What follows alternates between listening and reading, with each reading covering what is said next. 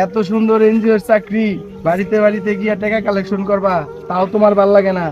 আজকে তোমার বাড়িতে গিয়া লই, তোমার আব্বার কাছে আমি বিচার দিমু। দেখমু তোমার আব্বাই আজকে বিচারটা কি করে। হ্যাঁ, এই সুতির মা, একটা পান দাও তো। আবার এদিকে আবার লোকজন বৈশাখ রয়েছে, টাকা তোলা লাগবো, সারাদিন কাজ করছে, ওরা এখন যাইবো গা। পানটা তাড়াতাড়ি নিয়ে আসো। কই সুতির মা, পান দিতে এত দেরি লাগে নাকি? তাড়াতাড়ি আসো। ওই যে তোমার আব্বার আজকে বাইতে পাইছে, আমি বিচারটা দিয়া লই। আয়ো কাকা, একটু এদিকে আহেন। কাকা, আপনার পোলাটা দিয়েছিলেন বড় মুখ করে চাকরিতে। যে বাসায় পুরুষ আছে সেই বাসায় যাই শুধু কালেকশন করতে, আর যে বাসায় মহিলা আছে ওই ওই মহিলার বাড়ির ধাক্কায় অপাদান যায় না মানে টাকা কালেকশন করতে। এই তোর সমস্যাটা কি? হ্যাঁ, তুই করবি বাড়ি বাড়ি টাকা কালেকশন।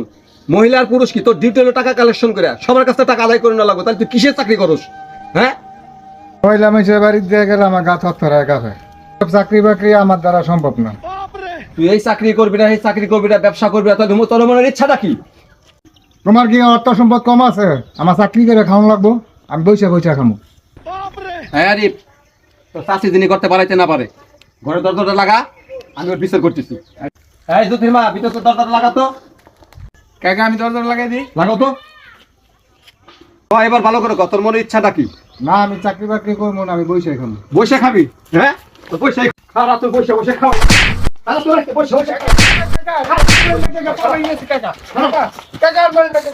হ্যাঁ, তুই বসে বসে খাবি, তোর বসে খাওয়া মুখ, তুই যাতে কাম না করে খাবে মানুষ।